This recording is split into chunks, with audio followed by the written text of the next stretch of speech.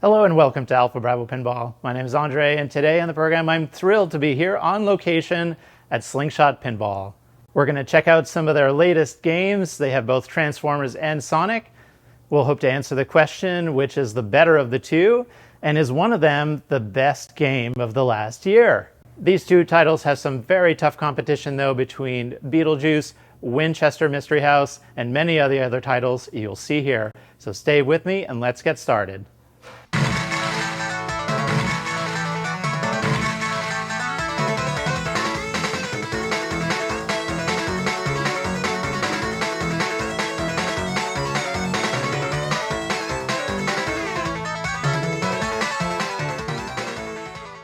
Tucked away in the corner of a former Del Monte canning company building right here in San Jose, California, Slingshot Pinball is just an amazing place. We're going to take a closer look at Transformers and Sonic in just a second here, but before we do, I just wanted to start out by saying a huge thank you to owners Tim and Nancy for so graciously opening the door to me to Slingshot on one of their very few days off. It is a huge treat to have the whole place to myself and to be able to show off their incredible collections of games here. Along the back wall are some of their newest titles, including two brand new games that just arrived last week, Transformers and Sonic. Let's take a look at each of them. Released by Stern Pinball in 2026, Transformers was designed by Elliot Eisman, a mechanical engineer for Stern turned game designer. This is just his second game as a lead designer following 2024's John Wick. As with all of Stern's mainstream games, it comes in three flavors: a simplified and cost-reduced Pro version, the full-featured Premium version, and the blinged-out Limited Edition version. This one here is the Premium version. Transformers is a three-flipper game with a fairly standard bottom side, although it does have a pop bumper positioned just above the right sling, which is kind of a trend these days. We've seen a few other games over the last few years with this design element, and it does have an extra slingshot above the left side, so you might see some side-to-side action between those two things. There's some interesting mechanisms on this game, notably the Megatron figure with moving arm cannon. Shoot the right ramp to load the ball into the cannon, and watch as he shoots it through the air into a wireform ramp. Pretty cool. On the right side of the game is the sound wave mechanism, which acts as a physical ball lock and which shoots out the ball at the start of multi-ball. In the back left of the game is Optimus Prime, basically a bash toy that lights the ball lock at the hole just to its right. It is a static figure and does not transform. Other than that, you've got some drop targets at the back of the game, which you have to knock down to access the hole behind, as well as some interesting wireform ramps. This is not the most obvious game to see what goes where when you first walk up to it, but it does make for an interesting layout that feels pretty different from any other game. Instead of having left and right orbit shots, it kind of has a center and right orbit, and at the very leftmost shot takes the ball to the top right flipper via a wireform. This means you have two ways of getting the ball to that top right flipper. So what do I think of this game? The standout feature for me is definitely the layout of the playfield. It feels very original with a good mix of hard and easy shots, near and far shots, and really doesn't feel like any other game. There's also a number of different types of shots between ramps, stand-up targets, drop targets, a captive ball, the scoops and holes, and the capture post. Sound, music, and video are all on point. They've got the licensed assets from the classic 1980s Transformers, and the sound and music have an awesome 80s vibe and just sound great. Artwork-wise, it's a good-looking game, obviously, focusing in on red and purple from the Transformers license. On the game software side, I'm just scratching the surface thus far, and while software updates are sure to come, it seems to have come out of the gate with plenty to do already. Now about that Optimus Prime figure though, the fact that it's static and doesn't do anything other than being a bash toy has been widely criticized online. Is that criticism warranted? Well, you decide. But I know a lot of people were hoping for a Transformer to, transform in the game. Personally, I think that's the sort of thing that, while cool, wouldn't necessarily enhance gameplay, so I can live without it, but it still would have been nice for them to do a bit more than just have a static figurine up there.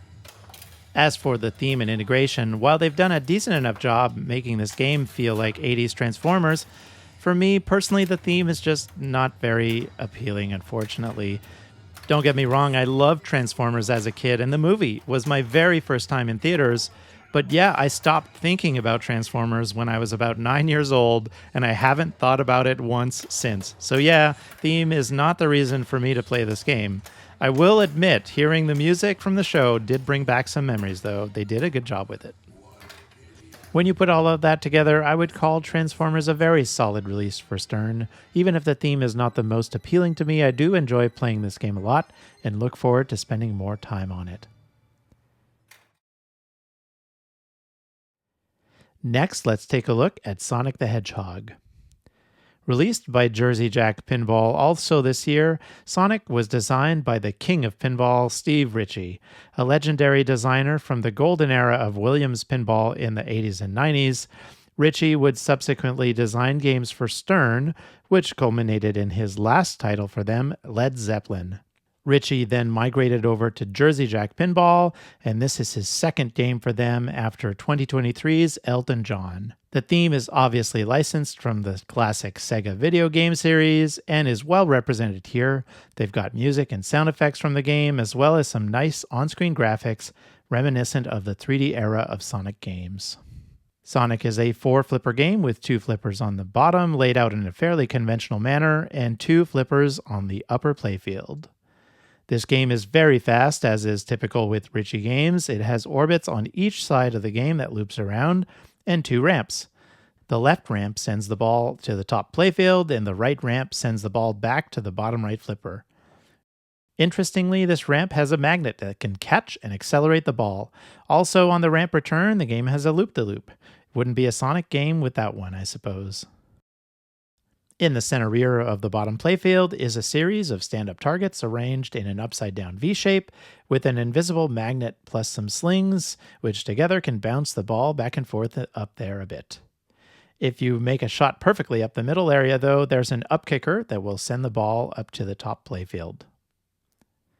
Now about that upper playfield, what you'll immediately notice playing the game is the very wide gap between those flippers, with a rubber post in the middle that encourages you to nudge the ball back to either flipper. There is quite a few shots up there, too, including an orbit, a horseshoe shot, some stand-ups, and some lanes. The signature mechanism for the game, though, is the Dr. Eggman mech. He's the main antagonist in the video game series, if you're not familiar, and in the pinball machine here, he swings out on his ship, he moves left and right, and he can also raise and lower. Bash him with the ball to defeat him, and you'll be using both the left ramp and the center shot on the lower playfield as much as you can to get the ball back up to the top playfield to finish the job. That's the overview of the machine, so what do I think about it? Bear with me, folks, I have some thoughts on this one. First of all, let's talk about that layout. If you've played a Steve Ritchie game before, you kind of know what to expect with this one. To nobody's surprise, it shoots exactly like you would expect a Steve Ritchie game would. What that means is while it might not be the most original layout in the world, it does shoot fantastically well. Fast and furious gameplay and all the shots are smooth and work great. If you're considering buying one of these and have never owned a Steve Ritchie game before, the layout is fantastic and I would hugely recommend it. With that said, if you already have a bunch of Steve Ritchie games in your collection and you're kind of bored of how they shoot, then yeah, maybe look for something else other than Sonic.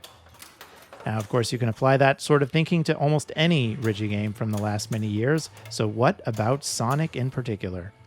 Let me tell you about my first impressions the very first time I walked up to the game. I had read some stuff about the game and I knew it had an upper playfield on it, but when I first walked up to it and looked at it, my reaction was, wait a second, where's the upper playfield? Yes, folks, it's that clear. Now, granted, this game had just been unboxed the day before, but wow, it's really impressive how clear they managed to make that playfield. If you've played a World Poker Tour, however, you know that over time, clear playfields become not so clear. Apparently, Jersey Jack have given it some sort of coating that is supposed to prevent that, but only time will tell how the clear playfield here holds up, so we'll see. Now, one thing about upper playfields, it's actually pretty difficult to make ones that are actually fun to shoot, at least in my opinion.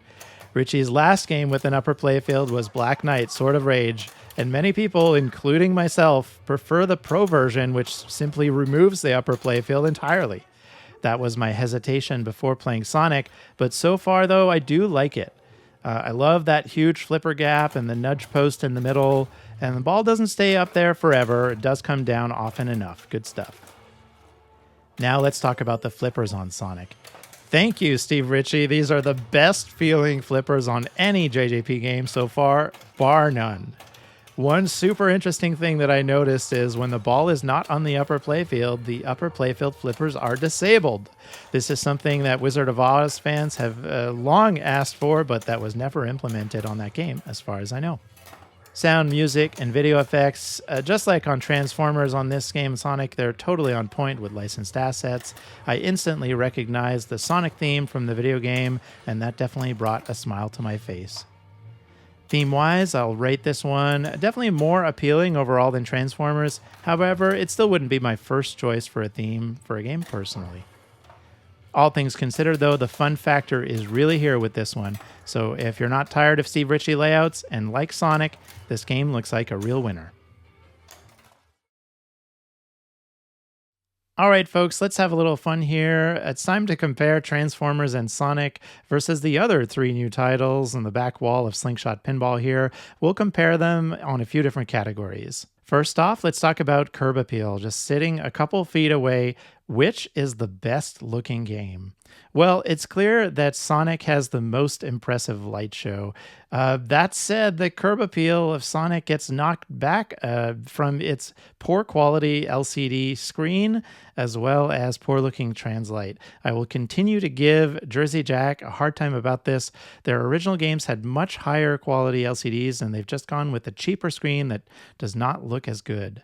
As for Transformers and Pokémon, well, Stern can't make a bad-looking game. These are really solid, and the screens on the Spike 3 system from Stern might be smaller. However, for my money, they look way better, way higher quality with better color, better blacks than the Jersey Jack screen.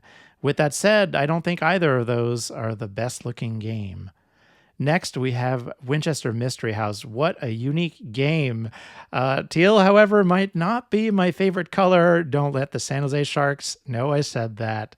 Which leaves Beetlejuice. Absolutely no question about it. The most spectacular looking game in this lineup here. It is just stunning. What a beautiful art package by Chris Franchi on Beetlejuice. Spooky's best looking game by far, and the best game on this wall, if you ask me.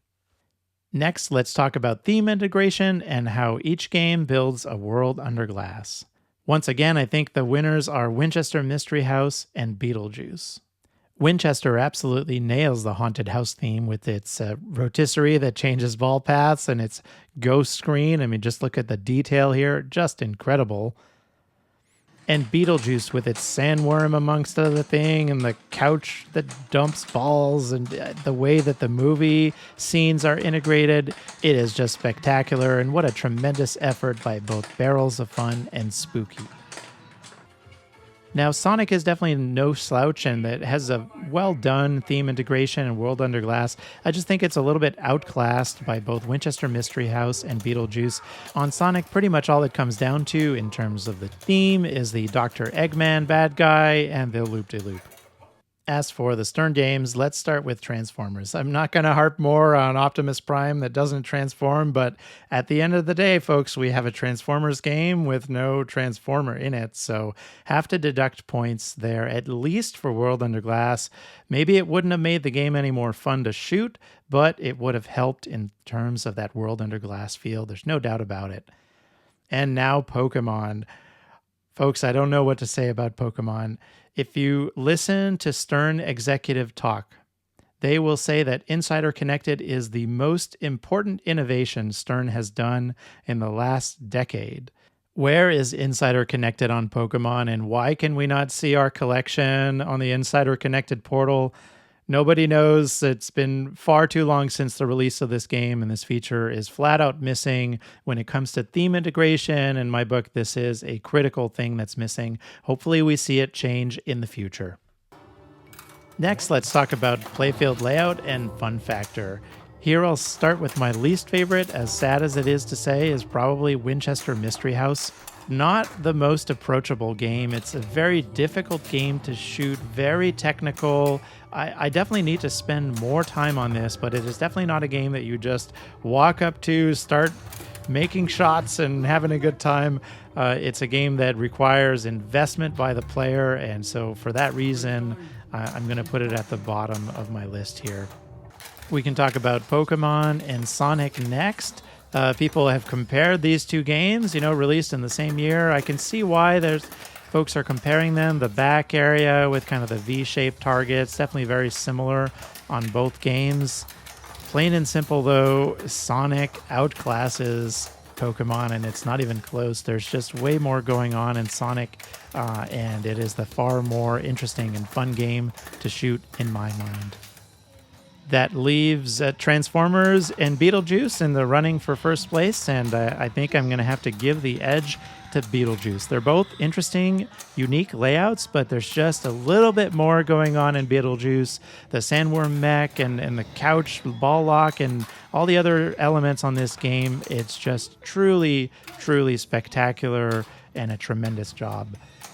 Put together, you can probably tell which is my favorite overall, and yes, that is Beetlejuice. The one game that if I could walk out here and bring home with me, it would definitely be Beetlejuice. All right, folks, that's going to do it for this video. Hope you enjoyed it. Definitely different from my usual thing, but if you enjoyed seeing the games there, please let me know in the comments. Also, if you're ever in the San Francisco Bay Area, I implore you, please go play some games at Slingshot Pinball. You won't regret it. While I'm not affiliated with them in any way, you might see me there anyway. I'll be a customer just like you. And hey, if you see me, say hello. Good night, everyone. Go play some pinball.